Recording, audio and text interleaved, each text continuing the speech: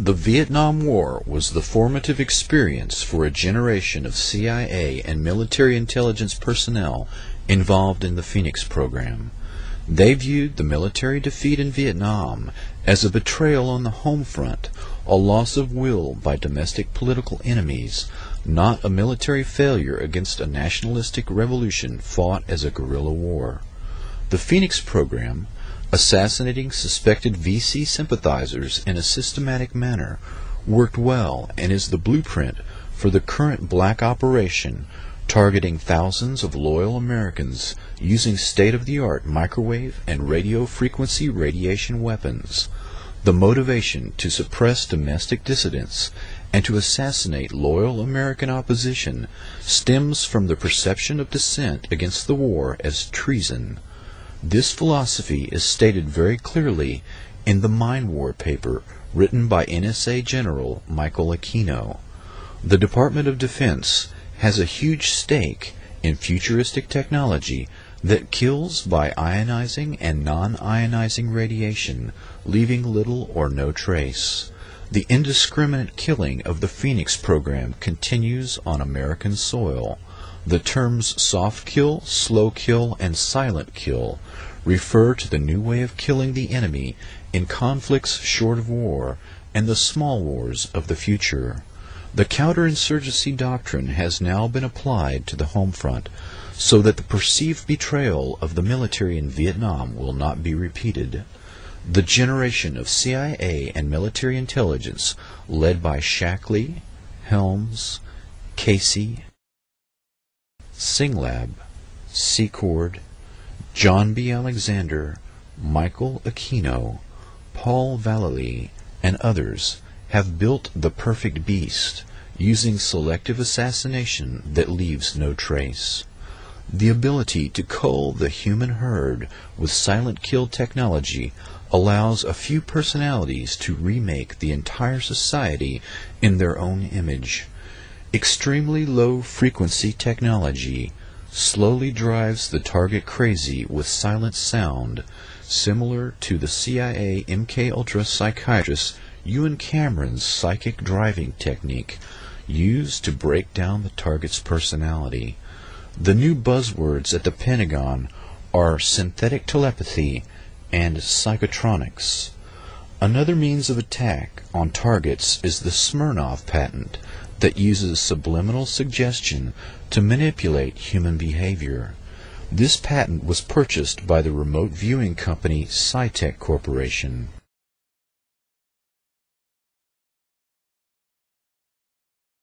Emotional manipulation is accomplished using Dr. Michael Persinger's work to remotely project emotional states that the brain entrains or locks onto and emulates.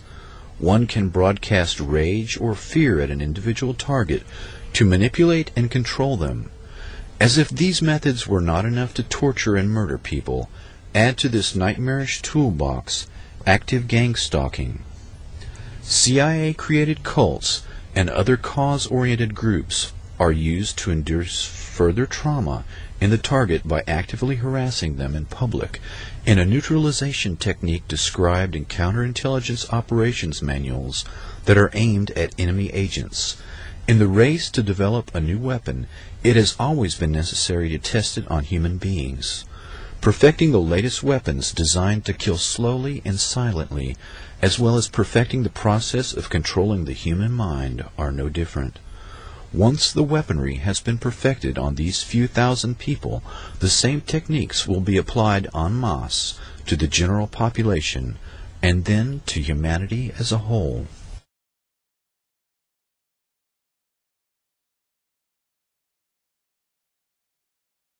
MKUltra was the secret CIA crash program to develop techniques to control the human mind, with the conviction that the keys to brainwashing lay in technology. The agency's brainwashing experts gravitated to people in the mold of the brilliant and sometimes mad scientists obsessed by the wonders of the brain. In 1953, CIA officer Richard Helms chose Dr. Sidney Gottlieb to run the technical service staff. The TSS, through the Office of Research and Development, was given the job of developing poisons to assassinate political opponents, truth serum drugs for interrogating spies, and hypnotic techniques to create unwitting double agents, couriers, and robot assassins. Dr. Gottlieb used Nazi scientists and their state-of-the-art mind control techniques that had been perfected in concentration camps using victims of the Holocaust. General Dwight D. Eisenhower gave his personal approval to exploit the work and research of the Nazis in the death camps. The German doctors were brought to the U.S. and went to work for Project Paperclip. These men were insulated against war crimes charges. The Nuremberg prosecutors were shocked that the U.S. authorities were using German doctors despite their criminal past. Under the leadership of Dr. Strughold, 34 scientists accepted contracts from Project Paperclip and were moved to Randolph Air Force Base in San Antonio, Texas. These personalities began to work on human radiation studies, aviation medicine, microwave technology, and MKUltra mind control experiments. The authorization to hire these Nazi scientists came directly from the Joint Chiefs of Staff. The top military brass stated that they wished to exploit these rare minds. Operation Paperclip eventually recruited 9,000 Nazi scientists and technicians to help the U.S. destroy the USSR. Some of these scientists were known as programmers, people skilled in the art of breaking down and controlling the human mind. Dr. Joseph Mengele and others experimented extensively with children and adults using mescaline, electroshock therapy, hypnosis, sensory deprivation, torture, rape, and trauma bonding in an effort to control the human mind. Dr. Mengele was so successful using the technique of trauma bonding that survivors today still exhibit a profound affection for their torturer, referring to Mengele as Beautiful Joseph. Dr. L. Wilson Green was a Jewish doctor who the Nazis coerced to participate in their experiments at Auschwitz. This individual, whose code name was Dr. Green, came to the U.S. after World War II and began to experiment on adults and children for the military and CIA. The military and CIA copied the Nazi methodology and began numerous programs of their own. The first CIA program was known as MKUltra. The MK is an abbreviation for the German words for mind control. By 1953, the CIA, U.S. Navy, and U.S. Army Chemical Corps were conducting their own narco-hypnosis programs. To avoid confusion, the dozens of mind control operations will be referred to generically as MKUltra. According to MKUltra documents and sources, the methodology of mind control works best when severe trauma is administered by the age of 3 years old. Severe trauma, such as rape, applied at the age of 3, will cause the personality to split or dissociate in an attempt to shield the mind from memories of events too painful to endure. The psychiatric terms are multiple personality disorder or dissociative identity disorder, and can be produced accidentally or purposefully. The Three Faces of Eve is the true story of multiple personality disorder created by childhood abuse. Psychic trauma and creation of multiple personalities was eventually codified by programmers into a standard methodology and is typically accomplished by forcing children to observe and participate in the ritual sacrifice of animals and humans, and inducing further psychic trauma by the means of rape and other horrors. The trauma causes the dissociation. This functions much like the partitioning of a hard drive in a computer. The dissociative state is used as an opening to hypnotically induce an alternate shell personality. The programmer will use hypnosis and triggers to call forth the created personality, known as an alter personality. Only 20% of the general population is easily hypnotizable, but trauma at an early age makes people vulnerable to dissociation, and thus easily hypnotizable. Typically, the programmer might wear a costume, such as a rabbit suit, and sacrifice a rabbit in front of the child victims before they are physically traumatized. The image of the rabbit, a phrase from Alice in Wonderland, or similar paired images are used as the triggers to call forth the alter personality. The method works best when the trauma is repeated around 6 years of age. A few years later, the child victim's IQ test and personality test are evaluated to determine whether the child may be trained in assassination, sexual blackmail, drug courier, or other role. The subject can be hypnotized and used for operations, but would only be consciously aware of the sense of lost time.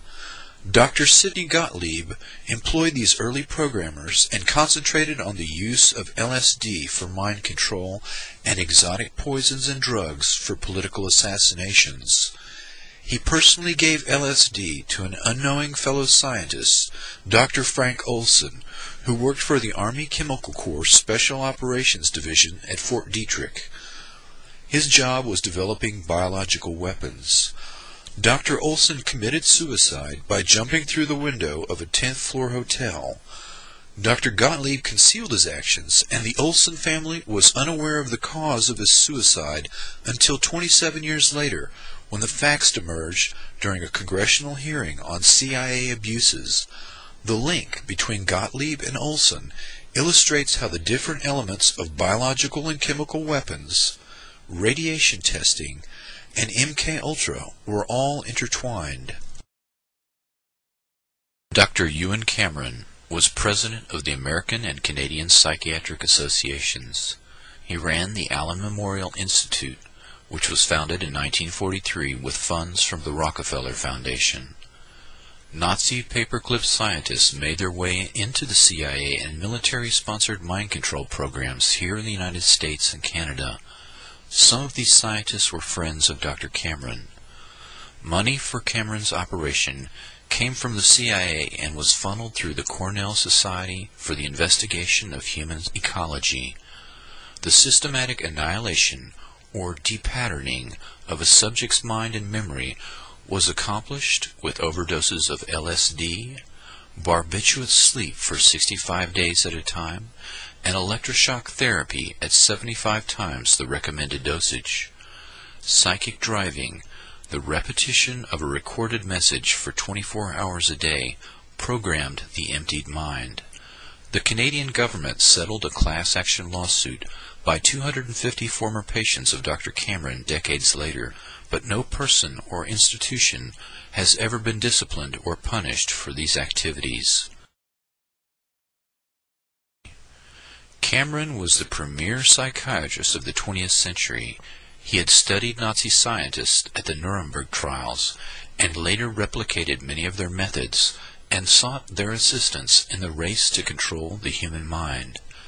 Cameron's mind control experiments were one program out of many run by the CIA, Navy, Air Force, Army, and others. Richard Helms ran the Dirty Tricks Department after the Bay of Pigs and became Director of Central Intelligence in 1966.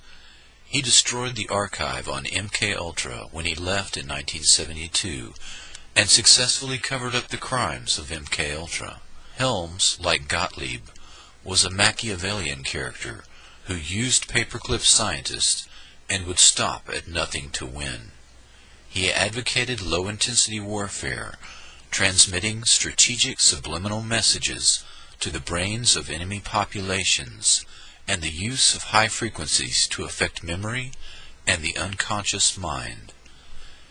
In 1964, he wrote a memo to the Warren Commission where he mentions biological radio communication.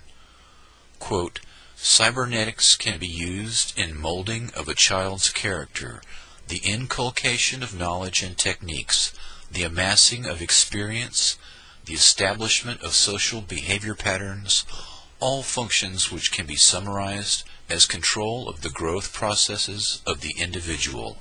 In 1953, MKUltra relied on LSD, But by the 1960s, the emphasis had changed to biological radio communication.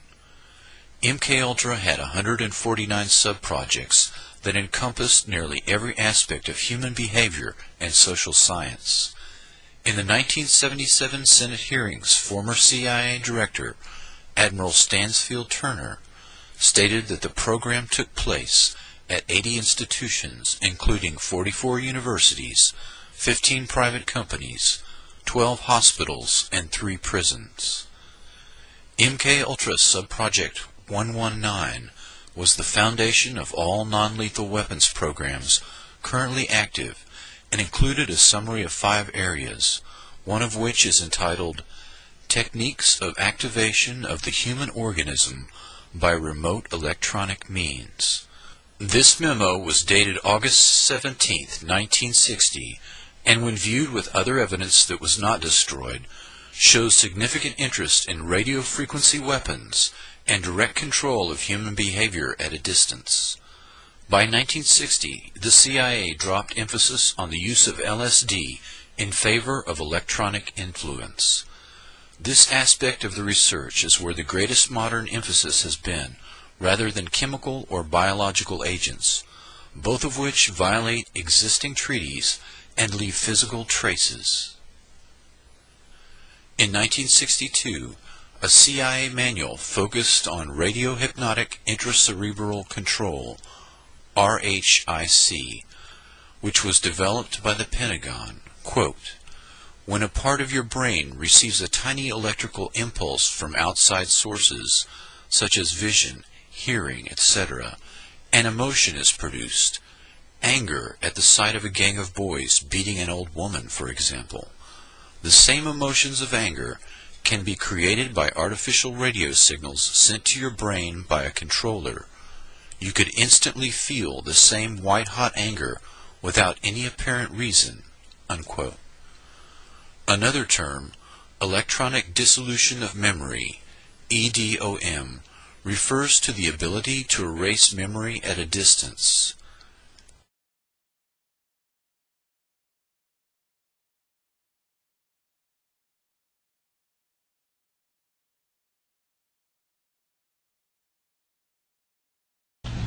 I'm Christy Nicola, born July of 1962, rendering me 32 years of age. I was a subject in radiation as well as mind control and drug experiments performed by a man I knew as Dr. Green. I was a subject from 1966 to 1976. Dr. Green performed radiation experiments on me in 1970, focusing on my neck, throat, and chest, 1972 focusing on my chest and my uterus in 1975. Each time I became dizzy, nauseous, and threw up. All these experiments were performed on me in conjunction with mind control techniques and drugs in Tucson, Arizona. Dr. Green was using me mostly as a mind control subject from 1966 to 1973. His objective was to gain control of my mind and train me to be a spy assassin. I was in what looked like a laboratory, and there seemed to be other children. I was strapped down, naked, spread eagle, on a table, on my back. Dr. Green had electrodes on my body, including my head. He used what looked like an overhead projector and repeatedly said he was burning different images into my brain while a red light flashed aimed at my forehead. In between each sequence, he used electric shock on my body and told me to go deeper and deeper, while repeating each image would go deeper into my brain, and I would do whatever he told me to do. I felt drugged because he had given me a shot before he started the procedure. When it was over, he gave me another shot. The next thing I remember, I was with my grandparents again in Tucson, Arizona. I was 4 years old.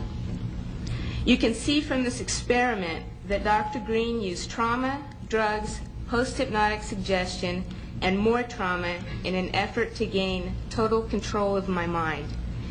He used me in radiation experiments both for the purposes of determining the effects of radiation on various parts of my body and to terrorize me as an additional trauma in the mind control experiments. The rest of the experiments took place in Tucson, Arizona, out in the desert. I was taught how to pick locks, be secretive, use my photographic memory, and a technique to withhold information by repeating numbers to myself. Dr. Green moved on to wanting me to kill dolls that looked like real children. I stabbed a doll with a spear once after being severely traumatized, but the next time I refused. He used many pain induction techniques, but as I got older, I resisted more and more. And Dr. Green ruthlessly used electric shock, drugs, spun me on a table, put shots in my stomach, in my back, dislocated my joints, and hypnotic techniques to make me feel crazy and suicidal.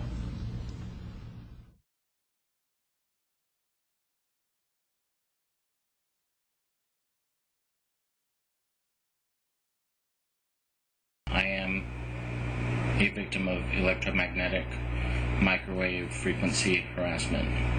I am being physically tortured every day.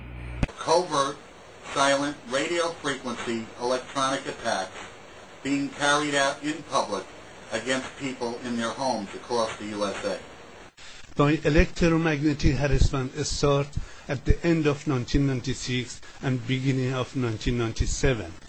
It felt like they were just like messing up my body, and it just felt like I was getting physically tortured, and I couldn't stop them.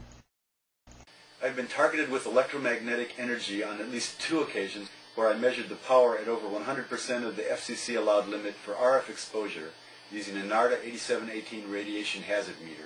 The trajectories we've tracked, it's been coming from the neighbors. First, you're skeptical, but we've tracked our health, the temperature in the home. We've had blinkers that are supposed to reflect microradiation and radar. They're radar reflective material, and they've burned. It's just really embarrassing and humiliating, and I hate being in this position, but I have to stick it out. Hopefully I'll be facing. But thank you for listening. Bye.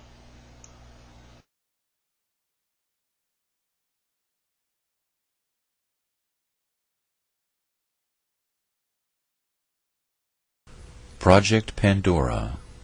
In 1953, the Russians began to bombard the U.S. Embassy in Moscow with electromagnetic radiation in the microwave spectrum, but the fact was kept secret from the embassy employees. U.S. Ambassador Stossel contracted a blood disease, bleeding eyes, nausea, and eventually lymphoma. He and other employees eventually died as a result of the microwave attacks. Dr. Henry Kissinger sent a secret memo giving hazard pay to embassy personnel in the 1970s. Scientists began zapping monkeys to study the biological effects of highly concentrated microwave frequencies. Jose Delgado experimented on 4 human subjects using radio waves, reporting they experienced different emotions, sensations, and colored visions. Delgado stated that these weapons were, quote, more dangerous than atomic destruction. With knowledge of the brain, he said, we may transform, we may shape, direct, roboticize man. I think the great danger of the future is that we will have roboticized human beings who are not aware that they have been roboticized, unquote. Dr. Delgado was in fact responsible for the development of a brain transponder that was used to roboticize human subjects.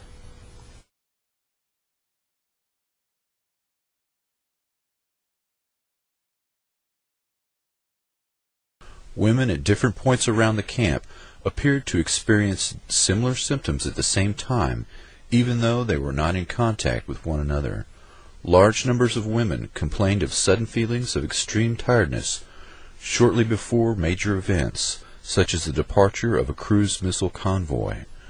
Readings taken with a wide-range signal strength meter showed marked increases in the background signal level near one of the women's camps at the time they claimed to be experiencing ill effects, including vertigo, retinal bleeding, burnt face even at night, nausea, sleep disturbances, palpitations, loss of concentration, loss of memory, disorientation, severe headaches, temporary paralysis, faulty speech coordination, irritability, and a sense of panic. These effects have been reviewed by Dr. Robert Becker, twice nominated for the Nobel Prize and a specialist in electromagnetic effects. His report confirms that the symptoms mirror those he would expect to see had microwave weapons been deployed.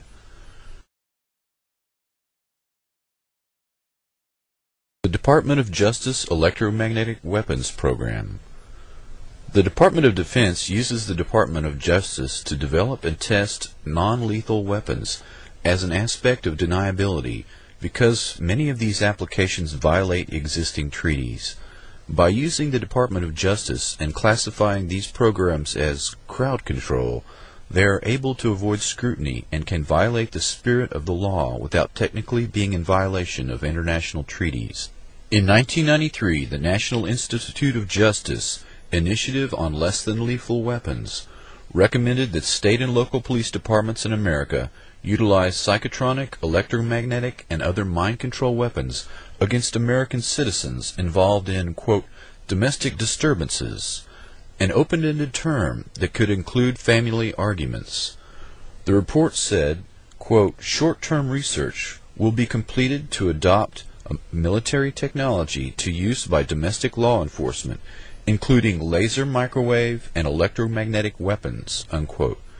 The Washington Post reported, quote, the Pentagon and the DOJ have agreed to share state-of-the-art military technology with civilian law enforcement agencies, including exotic non-lethal weapons, unquote.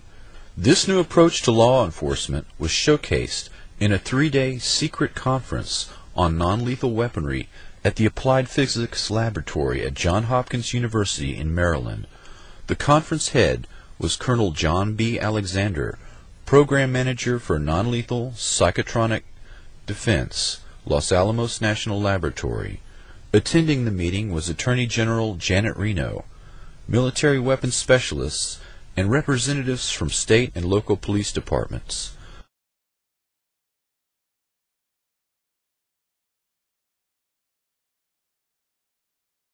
I am a victim of electronic harassment.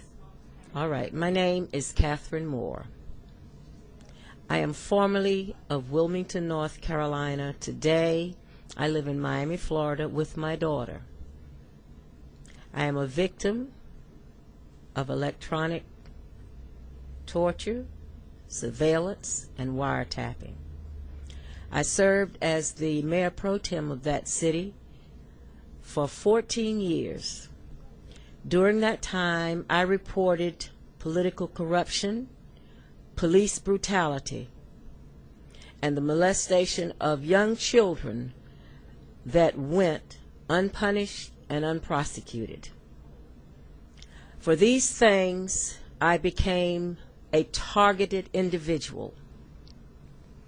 I have been destroyed financially. I've lost my home. I lost my 30-year-old successful business. I was at one time a college professor. I cannot find a job anywhere. So I am completely and totally financially devastated. I am not alone. I am assaulted and tortured by law enforcement from the city level to the federal level.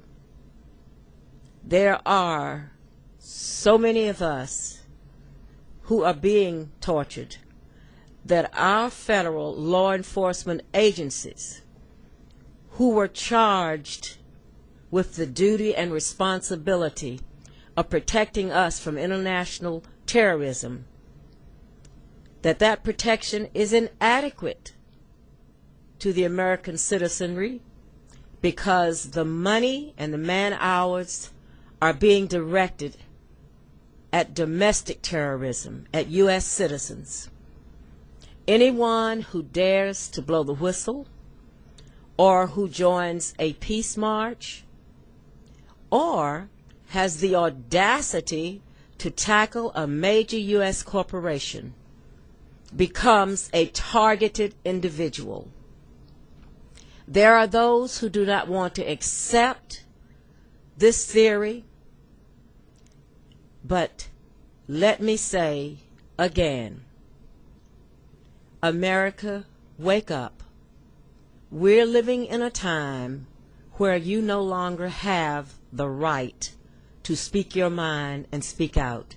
Did you know that just last year, the United States Supreme Court passed a law that said that whistleblowing was not, I repeat, was not protected under the First Amendment to the Constitution.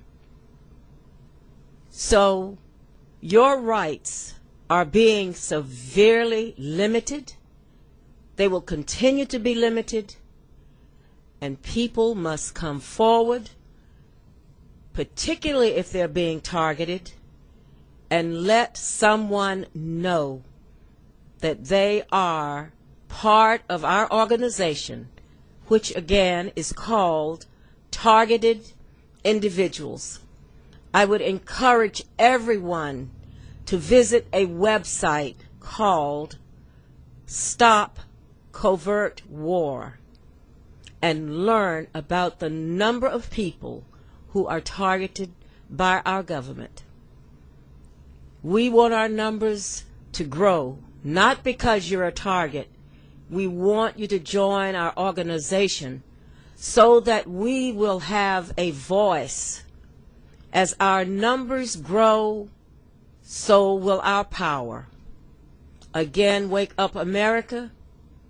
You could be next if you are in the wrong place at the wrong time. God bless.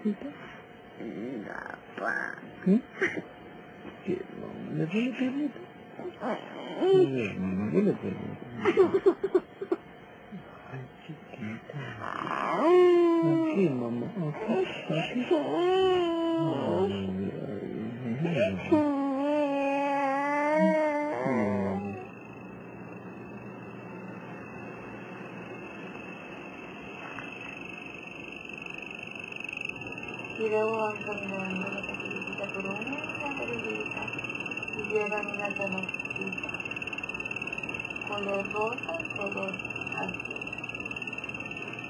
Y le dice la caperucita, y van corriendo y van brincando, y hay mucha agua y luego van a tirar ahí.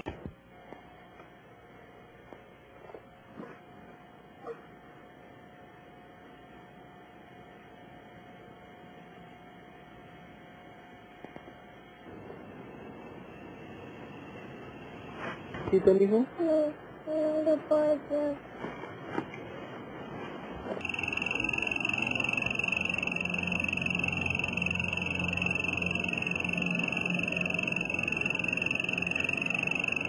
duele, mijo? ¿Te duele pancha? ¿Eh? ¿Le duele pancita? ¿No le duele cabecita? ¿Le duele pancha, mijo? ¿Mucho? ¿Le duele pancha, mijo? Ah, bueno, papá.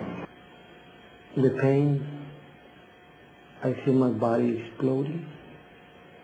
It doesn't matter where I go, whether I'm standing up or laying down. It doesn't matter. I feel my body exploding. I'm very sick.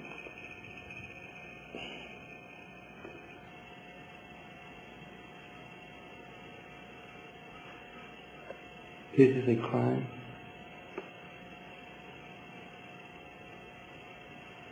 I feel my breathing.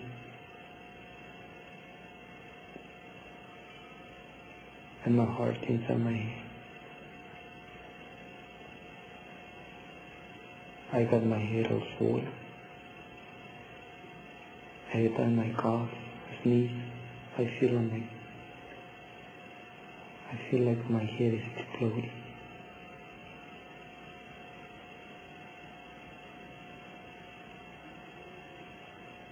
This happened because I sent emails to Michigan explaining the corruption of the Thomas M. Cody Law School.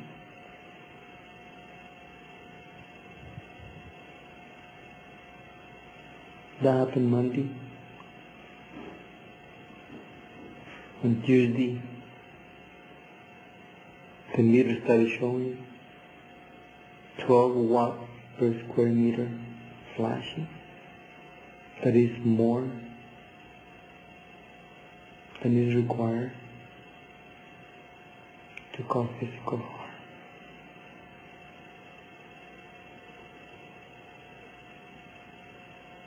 This is retaliation for denouncing racial discrimination. The defendant in this case now is the U.S. Attorney General, John Ashcroft. He will be the one for blaming for this murder.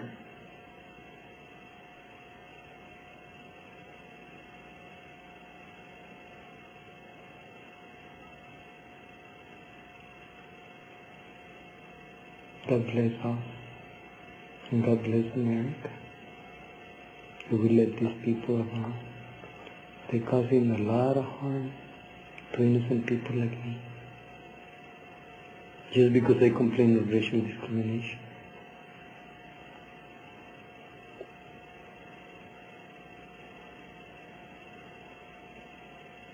And because I complain about the former Chief Justice of the Michigan Supreme Court stealing money from us. His name is Thomas C. Brennan, and I hold him responsible for this. God bless him.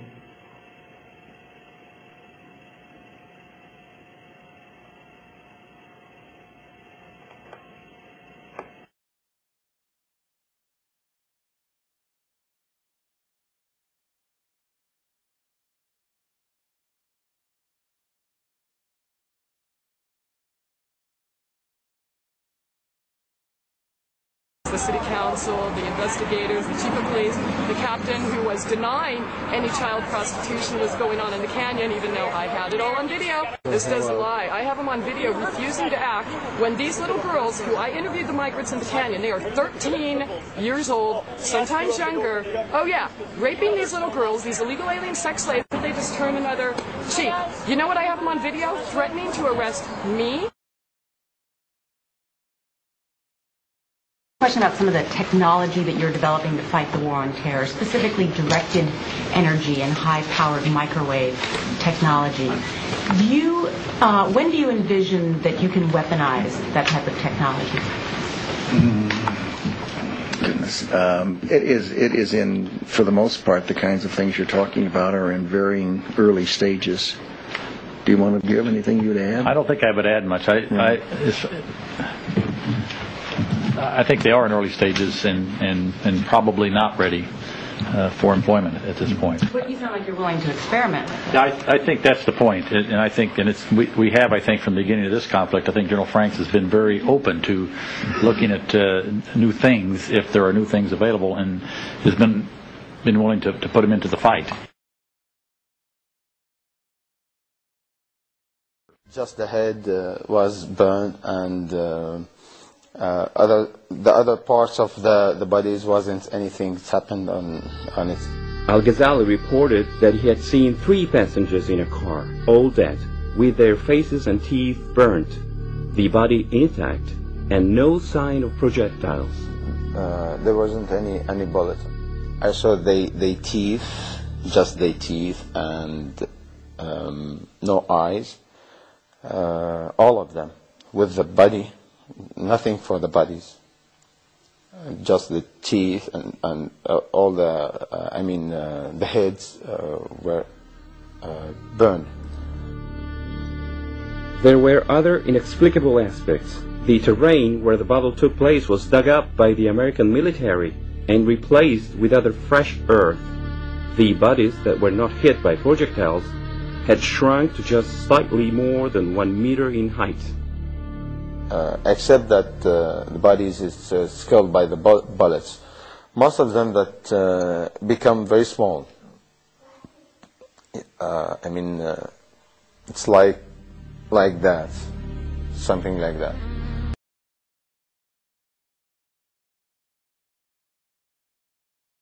Talk with the colleague Dr. Saad Al-Faluji, which is the chief surgeon in that hospital.